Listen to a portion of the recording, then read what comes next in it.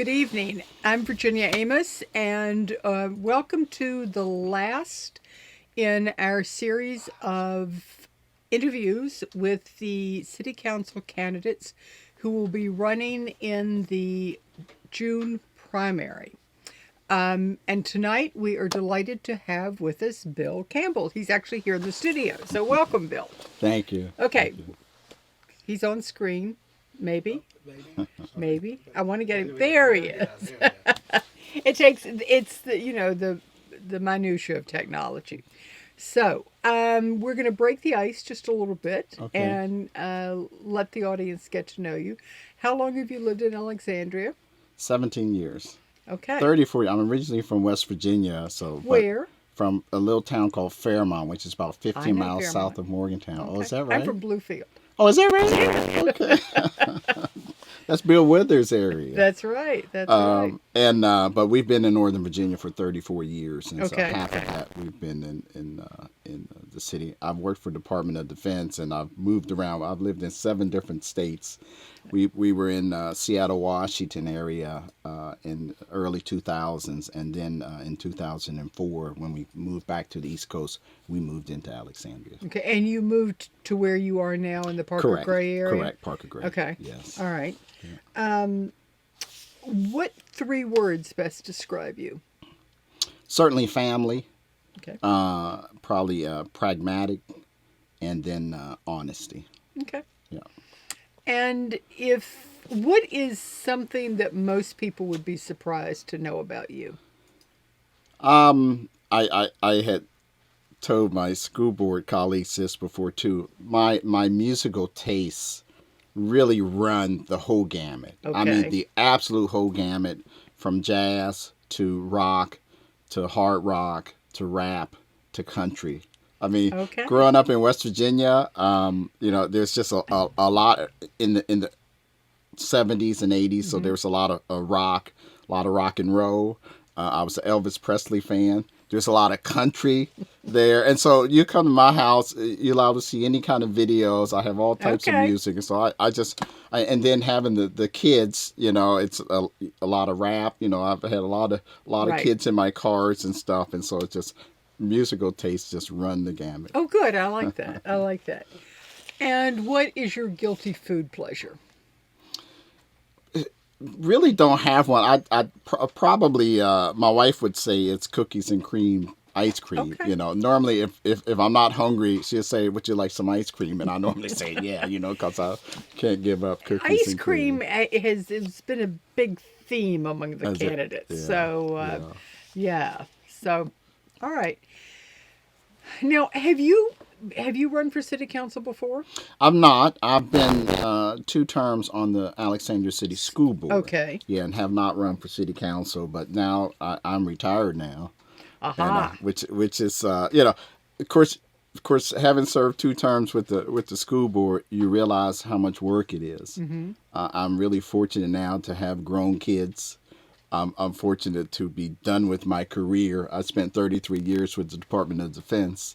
And so we've renovated our house. We decided to stay here. We could probably buy 100 acres in West Virginia, yes, right? And live happily ever after. But we love it in Alexandria. We walk more as a family than we ever have.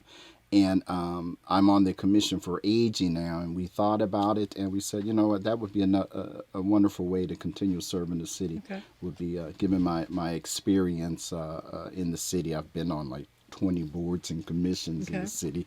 And so we feel like that I would bring the experience and the knowledge and the practicality to council. Okay. And is there a particular situation or issue that was kind of the deciding factor? It's like, okay, I need to do this. I need to step in and work on this. No, not for me. In fact, I remember, I don't know, maybe 6-7 years ago on the school board when I was first elected, and one of my colleagues said, "Hey, are you doing this to run for city council?" And I was like, "Oh, absolutely not, absolutely not."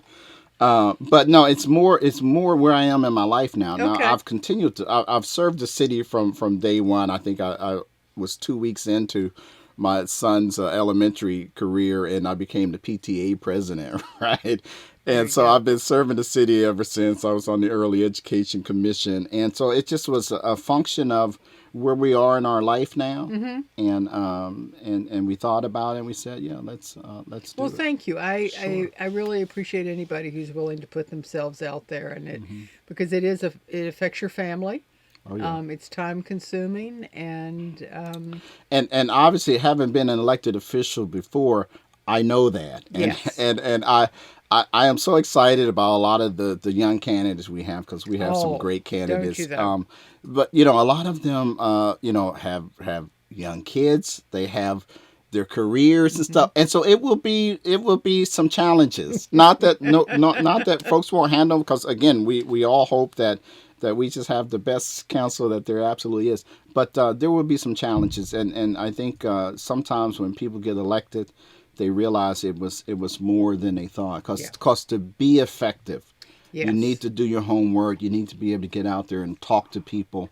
You need to talk with staff. You need to do research. You need to ask tough questions, and so it can be very, very time consuming. And so I'm honored and happy to be able to basically do it full time, having been retired. Speaking of talking to people, there are a couple of general hot button issues that we'll get to. But what are you hearing as you go out in the community? And it's interesting because we have a number of people from the West End, and I've had some people from North Old Town, and now Parker Gray's about as close to Del Rey as any candidate is right now.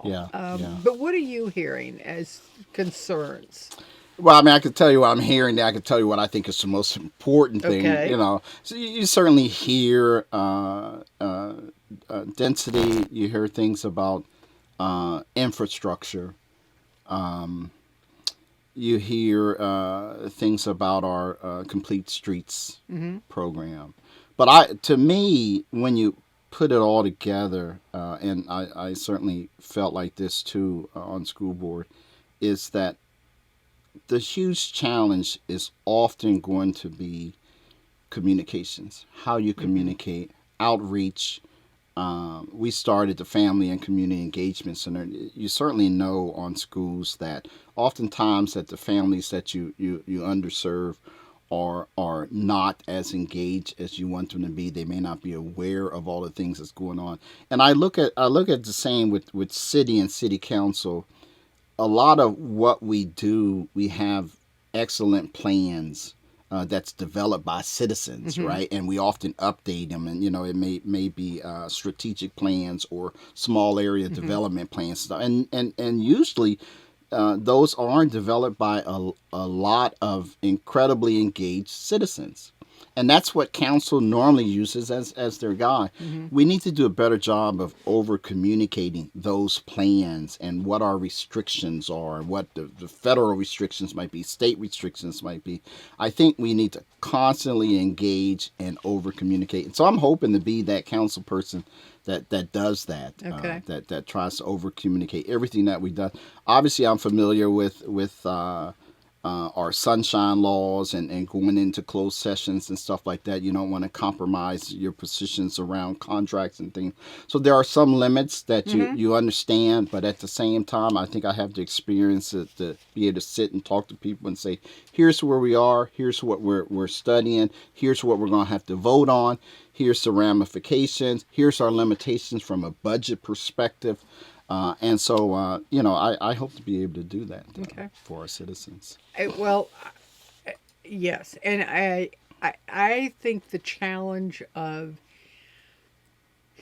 getting correct information out and not having it go astray and rising above somebody's riff on what that information is, and then it gets interpreted and spirals into something that doesn't bear any resemblance. I've told folks that what can happen is if you're not over communicating the truth in a timely fashion, the truth and the facts, then what will come in will be hyperbole and rhetoric. Okay. And that's normally, people that haven't been involved will take that and run with it. Yes, they will. Yeah. And so if you haven't over communicated the facts and the truth, you have to constantly do that, or the hyperbole and rhetoric comes in and it just messes up everything. It slows down. Over communicating. I hadn't heard that before, but I like that. I like that. All right. Well, let's just plunge into, because I am asking the same questions of everybody, just to kind of for a level playing field. And then we can kind of, meander. Okay. So the Seminary Road project, it looks like, it's happened. So there are kind of three positions out there. You leave it as it is, you reverse it, or you modify it. Have you thought about that? Oh, absolutely. And I've told people this too. This is an easy answer for me. Again, having been elected before, you realize that no vote is taken before there is so much input that you get. Often, normally months, if not years, of input. You're looking at strategic plans. You're looking at information from staff. You're looking at information from experts. You're looking at what is your guidance. What are your restrictions? You're looking at safety.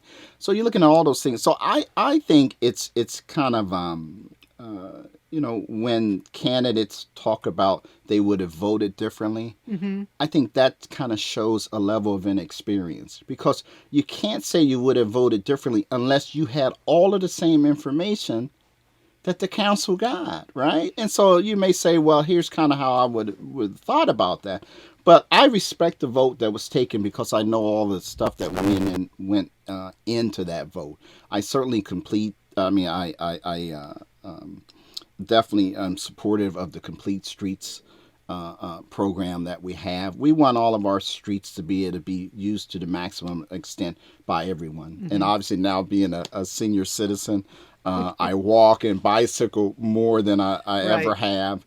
And at the same time, we still have a car and you still want to drive. And so safety first, but then after that, maximizing utilization of transportation for all modes of transportation. So I support that. I certainly would not go back and immediately change things. Now if conditions change, no vote's perfect. Right. No actions not many actions are even permanent. And so if conditions change and new information is provided, then I think it would behoove the council to take a look, whoever the council is at the time that new information is provided. But until then, I'm fully supportive of that vote. So we have a big chunk of money coming our way with the American Rescue Plan. And part of that can certainly be used for water, for sewage, and broadband. And considering the havoc that rainwater, stormwater, has wreaked on Alexandria, particularly in the past 2 years. Yeah. Are you in favor of taking a chunk of that money and putting it into the capital improvements plan? I certainly am. On schools, we ended up submitting a capital improvements budget that was significantly higher than any that city council had ever saw. And council said, what is that? And we said, that's the truth. Yeah. That's what that is.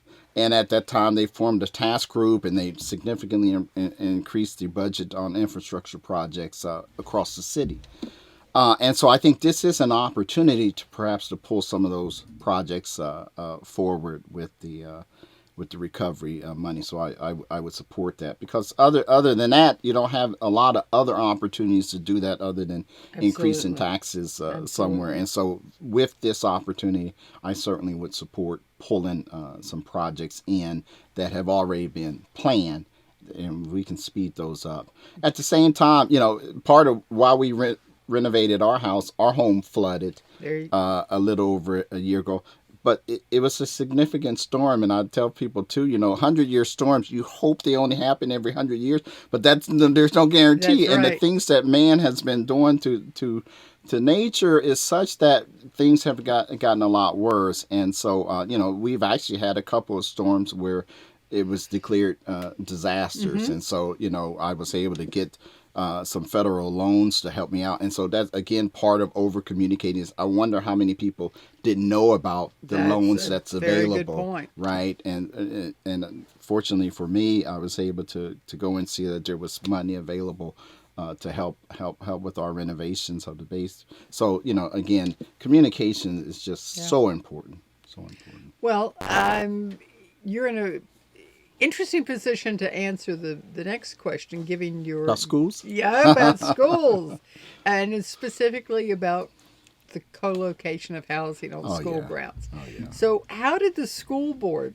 tackle this I possibility? My understanding is the school board was not in favor of it at all. No, but I could be wrong. No. I applaud the school board for taking it up. Okay. Our city, we talk about how much we value our diversity, and we want to maintain our diversity. And to maintain diversity, clearly you have to have housing options. Mm-hmm. I mean, it's just, there's no other way around it. If you don't have housing options, you won't maintain your diversity. So I applaud the school board for taking it up. I think when you're trying as hard as you can to maintain housing options, you shouldn't take anything off of the table. I've also said in this campaign that what the city council is trying to do, we're trying to inject compassion into capitalism, right? I'm not bashing capitalism at all. It has served our country well, but in reality, we're trying to inject compassion because no one's providing housing free anymore, right? Even the government's kind of out of that business. They've given it to quasi, private entities, and they provide tax credits and breaks and stuff like that. But it's very, very difficult to maintain. And you have landlords. If they can charge $2,000 versus $1,000, they want to charge $2,000. That's right. That's capitalism, and so you're trying to slow them. So all we can do is slow that capitalism, and that's what council does. Again, part of us trying to over communicate is you have to acknowledge the difficulty of that, and then that's part of the density, where density comes in, and clearly, if you're trying to maintain housing options, part of one of your options is to work with developers on allowing additional height and scale in order to try to provide some of those housing options. So I support that. I support the school board. I applaud them for exploring that. Again, also we have co-location of housing above the firehouse. In fact, a good friend of mine lives above the firehouse there on Route 1. I think we ought not automatically think something nefarious when we think co-location. Well, when you said you applauded the school board for at least considering it, yes.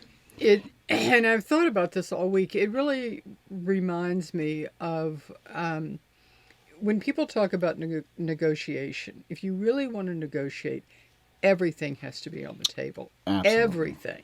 Yeah. And so that's really what you're saying, is the school board was considering everything. Yeah. And you have to do that, I think, to really come around to and get an answer. And also what that does is it highlights the synergy that's necessary between the school board and city council. Mm-hmm. The school board is, I think, about 45% of the overall city budget.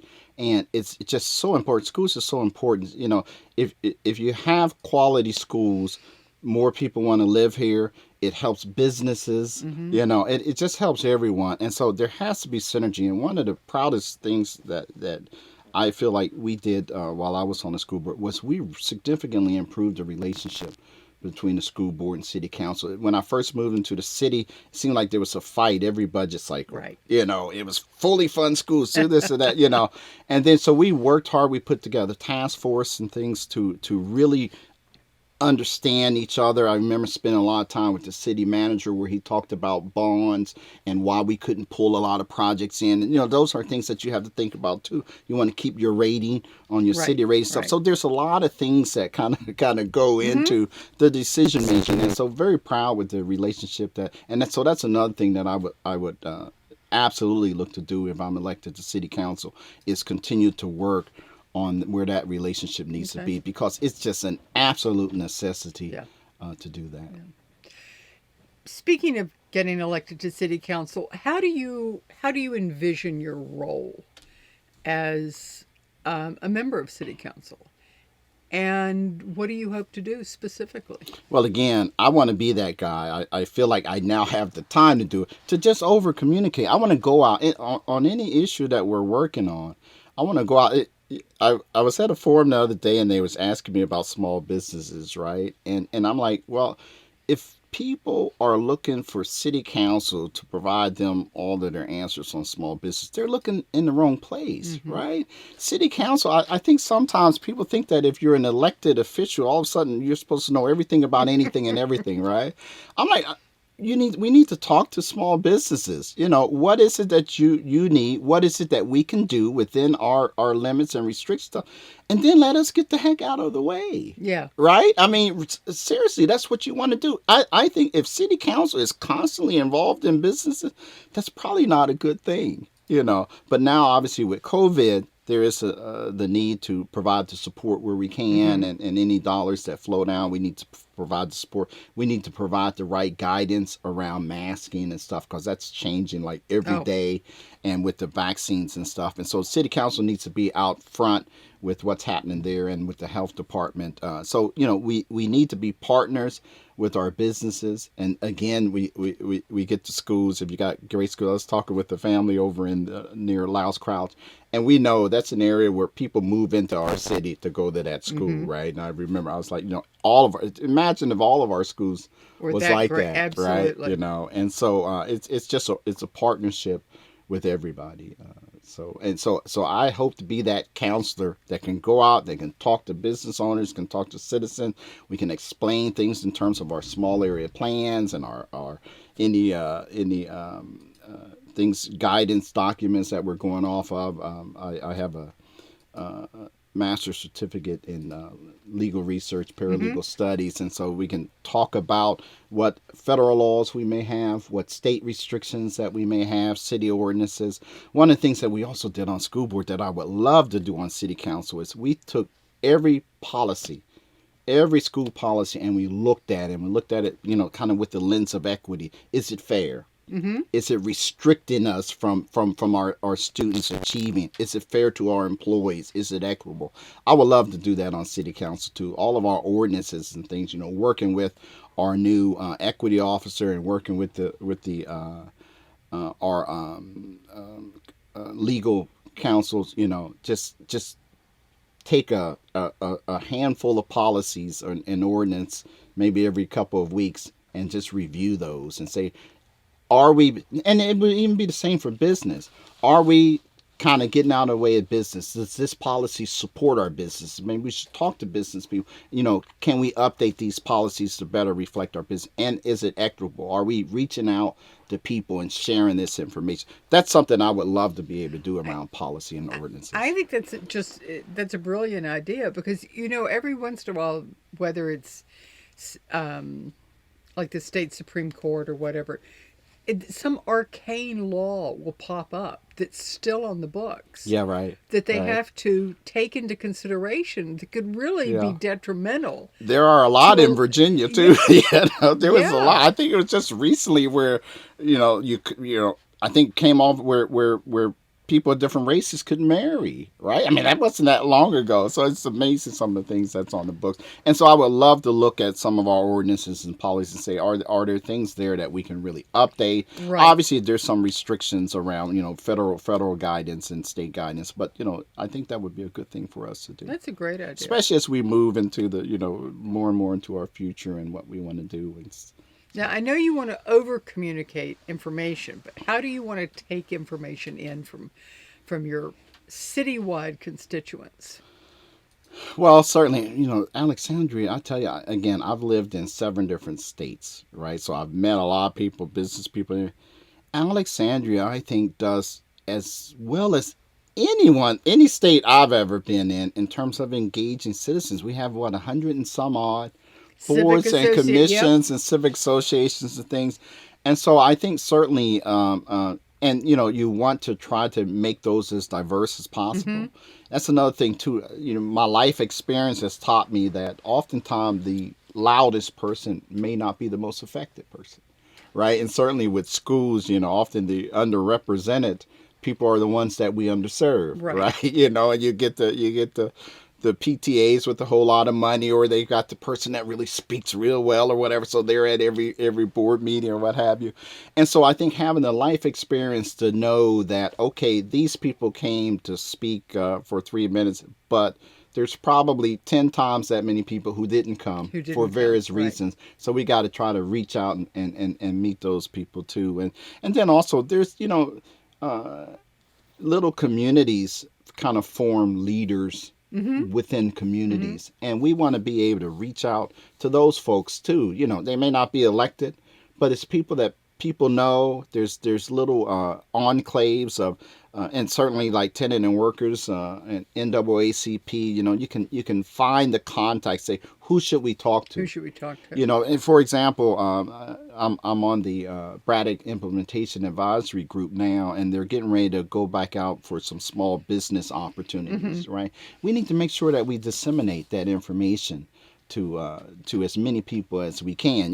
There's folks, some of their businesses that they have people that's all they do is look for grant opportunities and stuff like that. Some other businesses, because they may only have 3 or 4 people work for them, and their noses to the grind, and they don't know about this. So we really need to try to find out anywhere that we can how to communicate across our city. Yeah, I was just thinking about that if somebody was interested in, for instance, something around Braddock Road, how would they even find out about the advisory committee? It's almost like you ought to be able to go on the city website and say, who do I talk Braddock to? Road. Just put in Braddock Road. Maybe you get all of these things. Yeah. But that's something you could look into. And maybe even have points of contact, 3 or 4 points of contact. I would love to be able to do that. I think you'd do a good job on that one. So, David and Eli, do we have any questions? We do. Good, we do. All right, questions. Questions from the audience. That's right. We can't see them, but they're rolling on the other monitor, and they're going to get them for us. Good. Do you want me to just read it to you? No, you can hand it. Can I read your writing? We'll figure it out when we get there. I think we have met before, and we probably have. I think we met actually at an open house.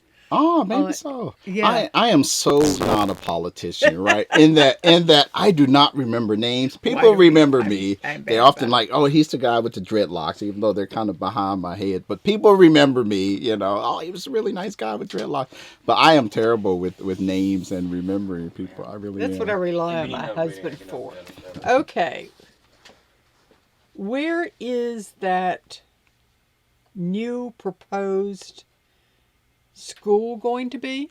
Where it says the mayor is touting 5 new schools in the next 10 years. Where are they going to be?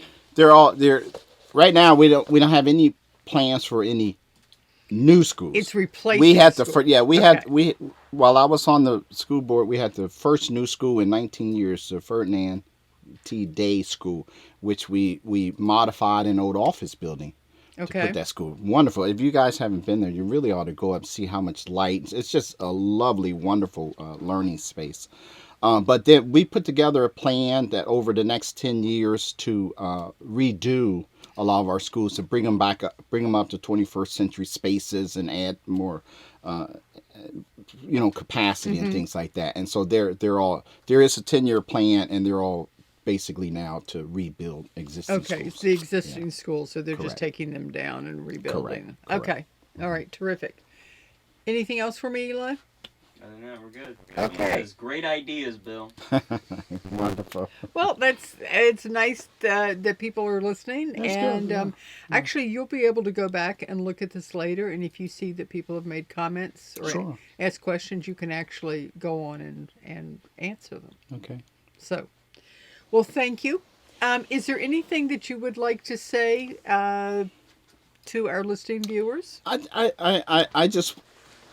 I want people to, look at all of the candidates. You hear some words sometimes, I'm gonna spot vote. I'm only going to vote for 2 or 3. I know. Whether you only vote for 2 or 3, 6 people will be elected. That's right.